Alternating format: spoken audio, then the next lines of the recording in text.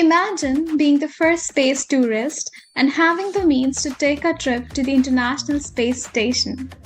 The experience of looking down on our planet from above is something that stays with you forever.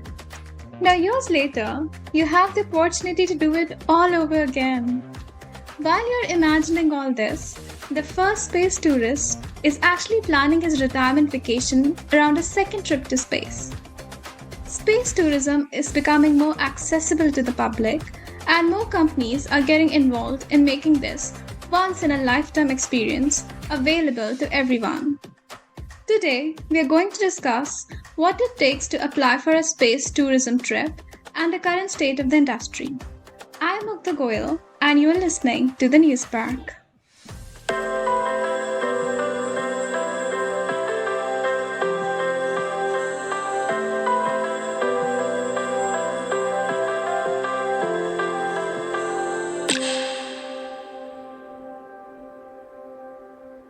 Hi, Ankur, how are you? I'm good. How are you? I'm good as well. So, Mukta, today we are going to talk about space tourism. As we know, the concept of space tourism has been around for decades, but it was not Yeah. until 2001 when the first space tourist, Dennis Tito, went to the International Space Station that it became a reality. Mukta, Mhm. what are your thoughts on this topic? Well, thanks for bringing this topic up. Space tourism is obviously a fascinating concept, and just imagine being able to experience weightlessness and see the Earth from space, Right. right? Yeah, Mhm. and it's something that most people could only dream of. But with advances in technology and increasing interest in commercial space travel, it's becoming more and more achievable. So, Ankur, who is Dennis Tito? Is he really the first space tourist? Yes, Dennis Tito is an American entrepreneur and the first ever private citizen to pay for a trip to space. The first person to pay his way into space has now bought 2 tickets to the moon. SpaceX says it's booked California millionaire Dennis Tito and his wife for its first human spaceflight mission on its Starship spacecraft. He flew to the International Space Station on April 28, 2001, aboard a Russian Soyuz spacecraft. How long was his trip? It was, I think, 8 days, and he spent most of his time conducting scientific experiments, taking photos of the Earth, and simply enjoying the experience of being in space. I knew I was in space, and I had achieved my lifelong goal. So that gives a person, in my view, it gave me a sense of completeness and calmness, like there's nothing more to prove. I've done what I really wanted to do, and I've successfully completed it. So everything else in life is going to be a bonus. Wow, that's fascinating, obviously. So, is he an astronaut himself? Not exactly, but he did work for NASA and eventually founded his own investment management company, Wilshire Associates. And in late 1990s, Tito became interested in space tourism and saw an opportunity to fulfill his lifelong dream of traveling to space. Tito became interested in space tourism and saw an opportunity to fulfill his lifelong dream of traveling to space. He contacted the Russian Space Agency and negotiated a deal to fly to ISS as a tourist. As a tourist, that's incredible. How much did Tito pay for his trip to space?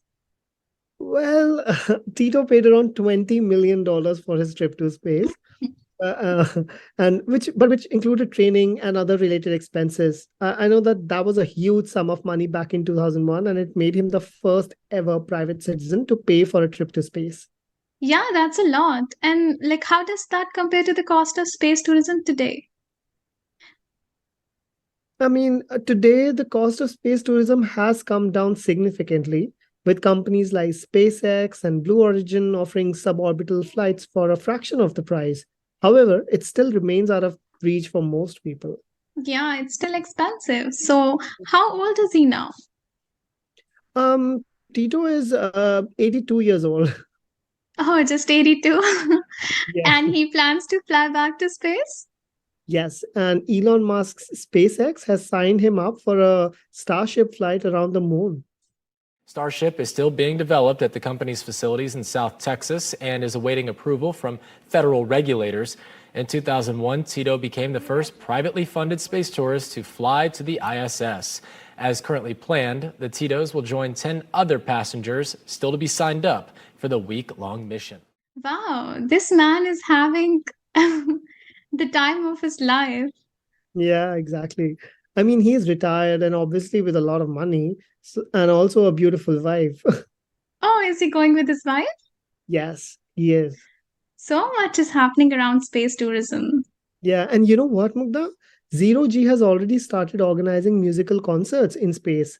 So they take musicians and fans on a zero gravity flight and they perform a concert while floating in midair, basically becoming more accessible to the public. Well, I'd really like to attend such concert. But the Mhm. question is, how long will it take before space tourism becomes accessible to the general public? Well, that's a difficult question to answer. There are a lot of factors that come into play. For one thing, the cost of space travel is extremely high. In fact, a ticket to go to space with Virgin Galactic costs around $250,000 per person. That's out of reach for most people. That's true. And even with the decrease in launch costs and increasing number of private companies entering the space tourism industry, it's likely that the cost will remain high for the foreseeable future. Yeah, and according to a report by the Torre Group, consulting firm that specializes in the space industry, space tourism is expected to generate about $1.6 billion in revenue by 2027. But at the same time, it estimates that the price of a single ticket will remain between $100,000 and $200,000. 100,000 and $200,000. Yeah, that's a lot of money. Mhm. But there are still plenty of people who are willing to pay that kind of money for this experience, right? I mean, we just discussed that Dennis Tito paid $20 million for his trip to the ISS, and that's back in 2001. Yes, Dennis Tito is a great example sorry. Yes, and Dennis Tito is a great example of someone who was willing to pay a lot of money for the experience of space travel. Right. And now we have companies like Virgin Galactic, Blue Origin, SpaceX working to make space tourism more accessible to the public. In fact, I know that Virgin Galactic has already completed a successful test flight to space, I guess with a crew of 2 pilots and 4 passengers. The company's founder, Sir Richard Branson, is also joining them. Yeah, and so Mugdha, we were talking earlier about space tourism and a possibility of everyday people being able to travel to space.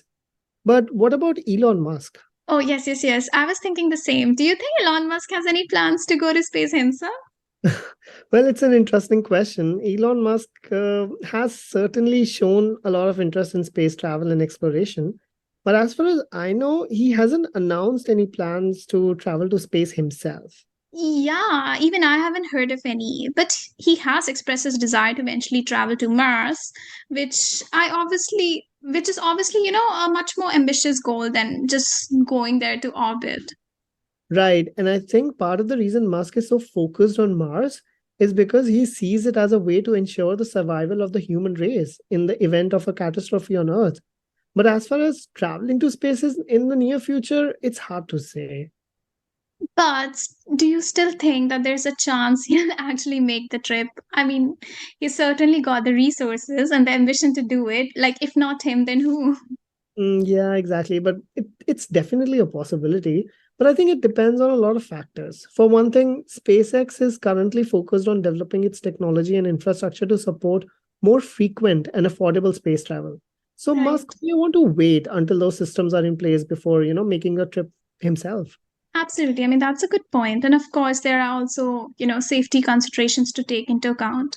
Space travel is still risky. And if something were to go wrong, it could have serious consequences for Musk and for SpaceX as a company.